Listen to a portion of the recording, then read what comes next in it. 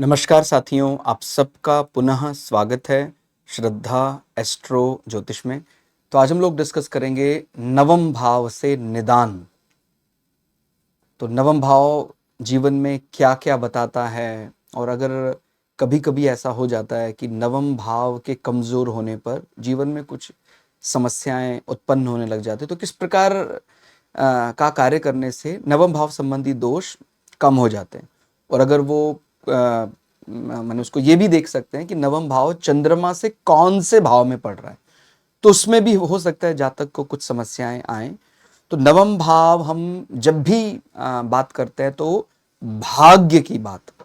तो ये जो हमने एग्जाम्पल चार्ट लिया, यदि हम देखें लग्न से 1 2 3 4 5 6 7 8 9 नवा भाव, नवा भाव हमारे लिए भाग्य की बात करता है, गुरु की बात करता है, पिता की बात करता है, अप्रूवल की बात करता है, न्यायाधीशों का भाव कहा जाता है, धर्म भाव कहा जाता है।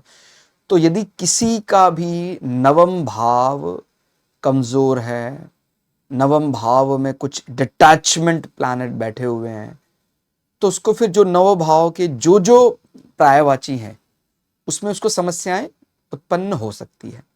और फिर ये भी देखना है कि नवम भाव यदि हमारा कुछ सर्वष्टक वर्ग में कम आ रहा है, डिटैचमेंट प्लैनेट केतु, कुछ ऐसा आप समझते हैं, केतु जैसे प्लैनेट को हम अग्नि तत्व राशि में, जल तत्व राशि में सामान्यतः इतना बुरा नहीं मानते हैं, लेकिन उसको पृथ्वी तत्व में, वायु तत्व में थोड़ी समस्याएं होती है शुरुआत में फल देने में। तो अगर आपका कोई भी आप चार्ट देख रहे हैं, नवम भाव आपका कमजोर दिख रहा है, तो चंद्रमा से भी आप देखें वो क्या पड़ रहा है। जैसे ये जो एग्जाम्पल चार्ट है, ये एक महिला जातक का चार्ट है, और इनका नवम भाव में सर्वष्टक वर्ग अंक थ्रेशोल्ड से कम, और डिटैचमेंट प्लैनेट जो केतु वो वहां बैठा है, और ये एक अर्थ राशि मानी जाती है। आप समझते हैं, जो वृषभ है धर्म अर्थ काम मोक्ष में, वो अर्थ या कहें पृथ्वी तत्व राशि में केतु बैठा है। तो लग्न से मैसेज क्या कन्वे होगा? पिता भाव, पिता का कम वार्तालाप, संवाद कम, पूर्वजों के स्थान से अलगाव हो जाना, तो कुछ ऐसा ही इनके साथ हुआ। हालांकि अभी ये बहुत माने अच्छे वेल प्लेस्ड हैं, बहुत अच्छी जगह पर है, जहां जन्म हुआ था वहां से हजारों किलोमीटर दूर ये चले गए। ठीक हो गया, भारत में जन्म हुआ, यूरोप में जाके बस गए, और पिता का ज्यादा छत्र छाया मिल नहीं पाई। आयु बहुत ज्यादा नहीं है अभी, ये कोई 30-31 वर्ष आयु है, तो पिता का साथ ज्यादा रहा नहीं। और ये भी समझना है कि चंद्रमा से ये क्या पड़ रहा है। चंद्रमा से गिने 1 2 3 4 5 6, चंद्रमा से ये 6th हाउस बन गया है। तो चंद्रमा से 6th का मतलब रोग भाव, तो जो हमारा व्यक्तिगत है, तो हमें ऐसा लग सकता है कि हमें कोई रोग समस्याएं घेर सकती हैं। ठीक हो गया। और जो इनका लग्न है वो कन्या लग्न है। कन्या लग्न का स्वामी बुध हमारे नर्व सेल, न्यूरॉन्स को रिप्रेजेंट करता है। वो 8वें भाव में उच्च के सूर्य के साथ बैठा है। हालांकि कार्य इनको भाग्य से वैसा मिल गया, तो वो 8वें भाव के दोष को कम करता, माने कुछ ऐसा डीप रिसर्च जैसा, कुछ ऐसा सीक्रेट डाटा उसको एनालाइज करना, तो वो सब इनको भाग्य से काम मिल गया, इसीलिए वो अलाइन हो गया। अदरवाइज जो हमारे तंतु कोशिका, नर्व सेल को रिप्रेजेंट करने वाला बुध है, वो मंगल के भाव में जाके 8वें स्थान में बैठा है।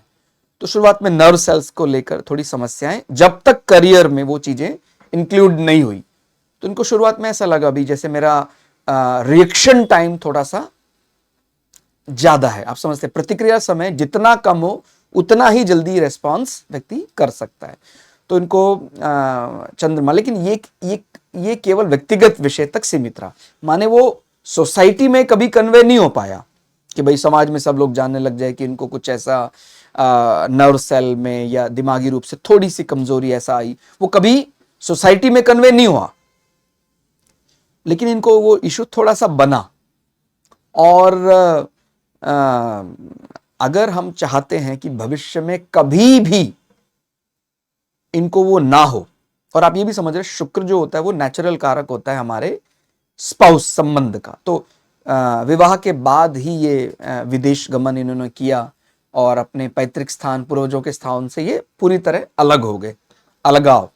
हालांकि शुक्र की ज्यादा चलेगी क्योंकि शुक्र का घर है वो, रोहिणी नक्षत्र में बैठा है। तो आपको यह भी ध्यान रखना है कि जब भी कभी डिटैचमेंट प्लैनेट शुक्र के साथ बैठा है, लेकिन शुक्र को या किसी भी ग्रह में जो कोई प्लैनेट बैठा है अगर उसके लिए फेवरेबल वो भाव हो जाता है तो वो चलेगी तो उसी की, ठीक हो गया। तो ये घर किसका है? शुक्र का, और शुक्र की ज्यादा चलेगी। एक प्रकार का डिटैचमेंट पूर्वजों के पितरों के स्थान से तो बनता है कि भाई विवाह के बाद ये मैसेज कन्वे हो रहा है कि भाई वो पूर्वजों से अलग रहने लग गए, दूर हो गया स्थान।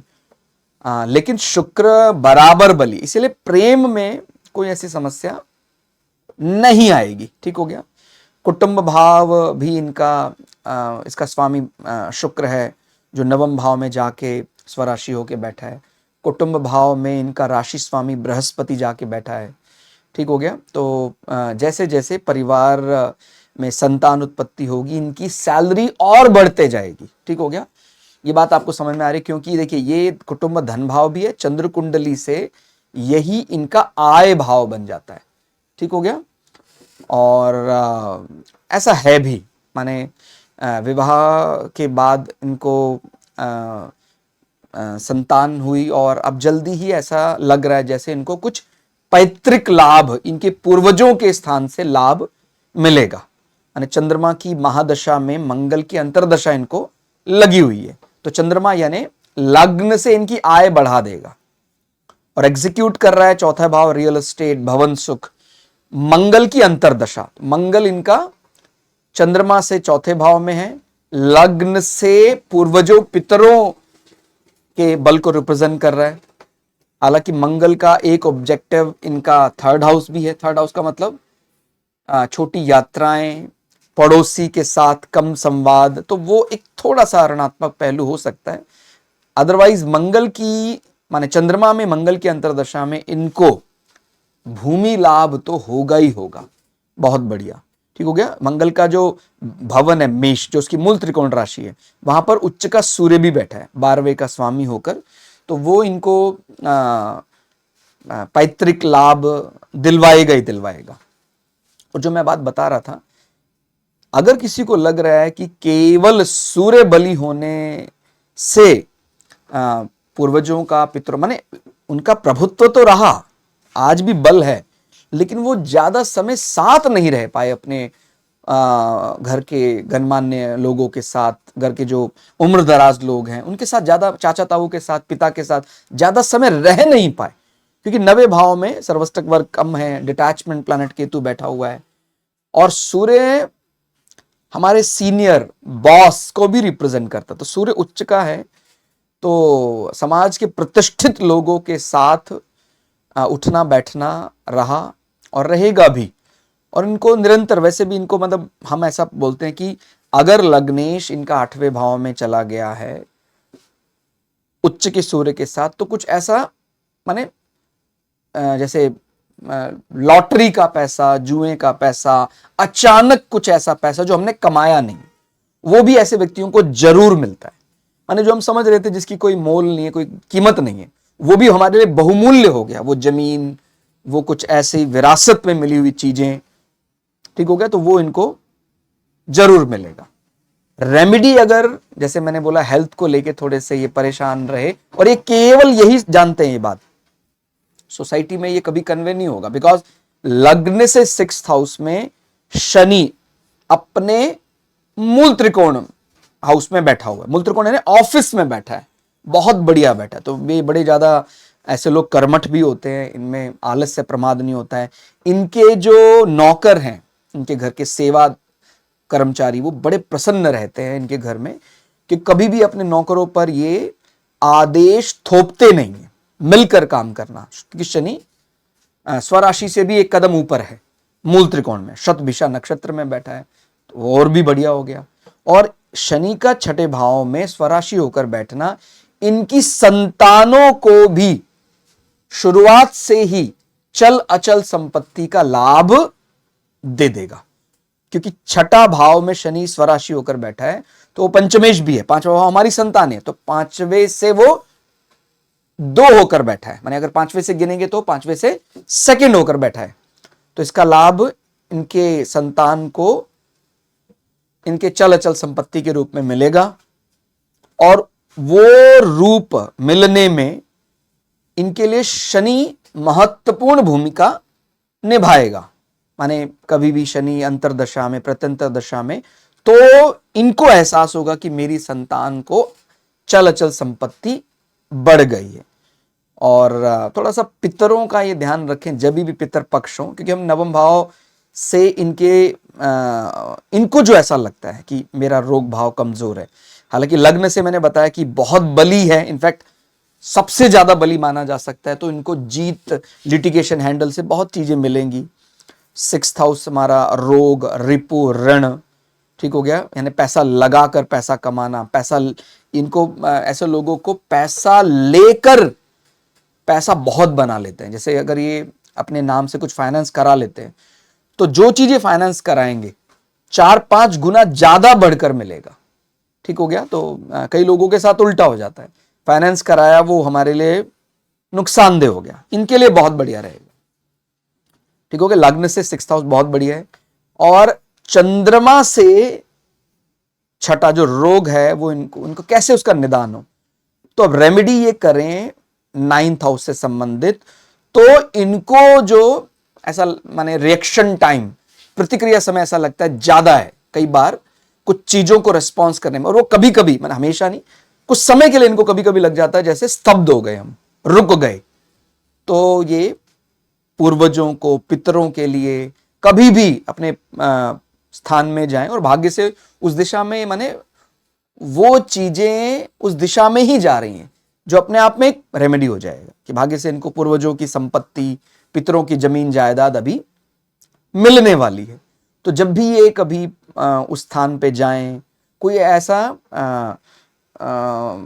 दक्षिण दिशा की तरफ जो जमीन है इनके पूर्वजों की, वहां पर ऐसा 2-4 ईंट लगाकर एक ध्वज लगा सकते हैं। ध्वज यानी हम केतु रिप्रेजेंट करते हैं, झंडा लगा सकते हैं, पूर्वजों का स्थान बना सकते हैं, ठीक है, बहुत बड़ा माने स्थान जितना हम सक्षम है, थोड़ा भी अगर उसके लिए 4-5 ईंट लगाकर एक ध्वज लगा दे वहां, और जब भी जाएं तो वहां हम जैसे प्रसाद रूप में, और अगर कभी पितर पक्ष में जाएं तो बहुत ही बढ़िया है।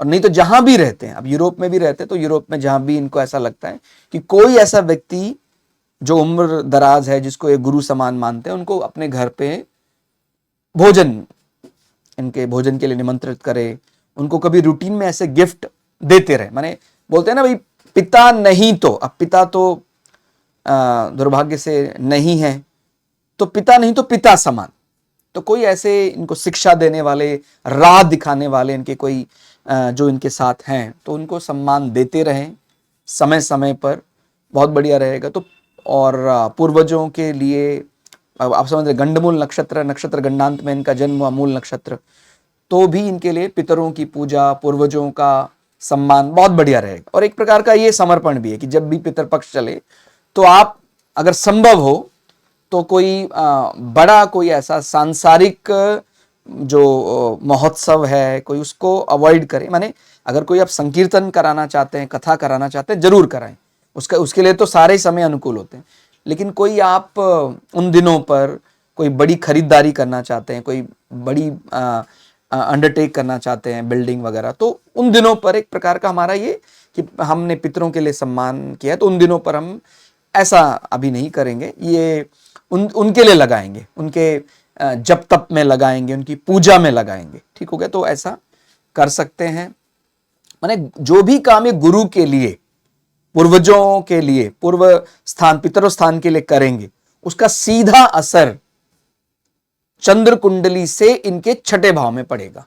तो जो इनको लगता है कि मेरा ये, वैसे कुछ विषयों को लेके लिटिगेशन को लेकर भी इनके मन में भय रहता है। लेकिन लग्न कह रहा है कि नहीं होना चाहिए, माने इनको ऐसा लग सकता है कि मैं कैसे जीत पाऊंगी, लेकिन ये निश्चित रूप से जीत जाएंगे, क्योंकि जो लग्न से छठा भाव है बहुत बली स्थिति में। तो ये डर है कि मैं हार तो नहीं जाऊंगी लिटिगेशन में, मुझे समस्या, मेरा जो रिस्पॉन्स टाइम है वो कहीं ऐसा ना हो वो और ज्यादा बढ़ जाए, जो कभी कभी ऐसा आ जाता है।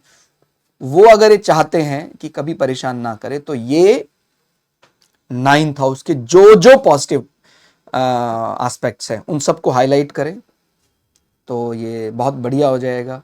गुरु धारण करें, गुरु समान व्यक्तियों को कोई ऐसा रूटीन में गिफ्ट देना, और धर्म भाव को प्रसारित करना। धर्म का माने हम लोगों को प्रेरित कर सकते हैं कि आप भी यदि ऐसा मंदिर में आ रहे हैं, मंदिर में किस प्रकार का कर्म कर सकते हैं, तो ऐसा ये सब प्रेरणाएं देना इनके लिए बहुत बढ़िया कार्य करेगा। ठीक हो गया। बाकी हम त्वरित प्रभाव देखते हैं सिटिंग एलिमेंट से, और रिजल्टेंट होता है लैंडलॉर्ड से। तो लैंडलॉर्ड शुक्र तो नवम भाव में बैठा ही है, ठीक हो गया। तो शुक्र के साथ केतु चाहे थोड़ा बहुत डिटैचमेंट जैसा करने की कोशिश भी करे, लेकिन चलेगी शुक्र की, तो अंततोगत्वा ये नवम भाव को बचा लेंगे, संवार लेंगे। और बाकी अब आने वाला समय, क्योंकि इनको चंद्रमा की महादशा विंशोत्तरी में अभी शुरू हुई है, तो बहुत बढ़िया महसूस करेंगे, जीवन में सुख शांति का अनुभव ये महसूस करेंगे। तो बहुत बढ़िया है, कोई ऐसा डरने की घबराने की जरूरत नहीं। आप कोई भी चार्ट देखें, जब भी आपको ऐसा कुछ नवम भाव में समस्या दिखाई दे, नवम भाव के कारण चंद्र कुंडली से वो कोई दूसरा भाव बन रहा है, तीसरा भाव बन रहा है, तो जो आपको लग रहा है ये समस्या बन रही है, तो नवम भाव को साध लेंगे, तो वो फिर जो ऐसा कोई रोग है वो सब भी दूर हो जाएगा। तो आज के लिए इतना ही। कुंडली कैसी लगी आप कमेंट करके जरूर बताइएगा। नवम भाव की कितनी समझ हमारी बढ़ रही है, ये बात भी आप हम कमेंट सेक्शन में लिख सकते हैं। बाकी इससे पहले नवम भाव के और भी कई रिकॉर्डिंग है, वो भी आप जाकर चैनल में देख सकते हैं। मिलते हैं अगली वीडियो में, तब तक के लिए जय श्री भगु पराशरा, जय श्री शुक्राचार्य, नमस्कार।